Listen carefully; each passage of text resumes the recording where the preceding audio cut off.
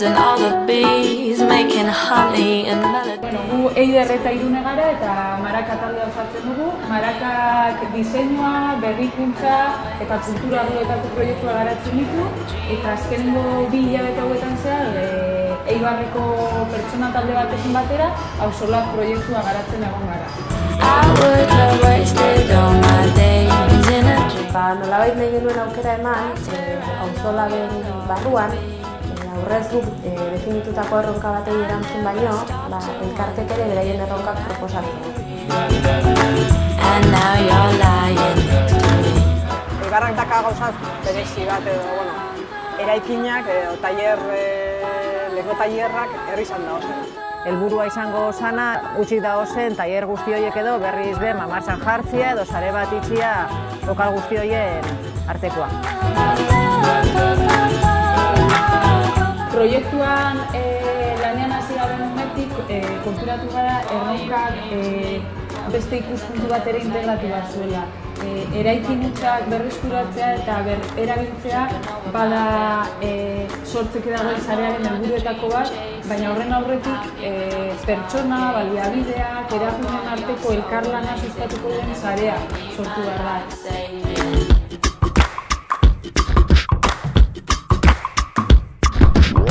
Ibarren gehien dauna zenean industria da, eta orduan industriako sare hori igual gehien korratu dana izan da. Eta orduan nahi duguna da azpia sare hori eta gehitzea beste arlo guztietako aktibidadiak edo elkarteak edo lo que sea.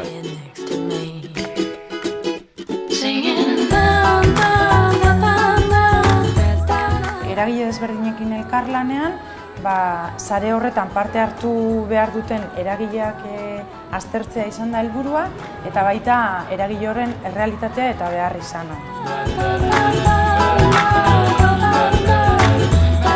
Auzolanentzako interesgarria izan da, alde batetik taldeko harremana sendotu daudelako eta beste aldetik sare hau presentatzeko aukera mundu oskulako.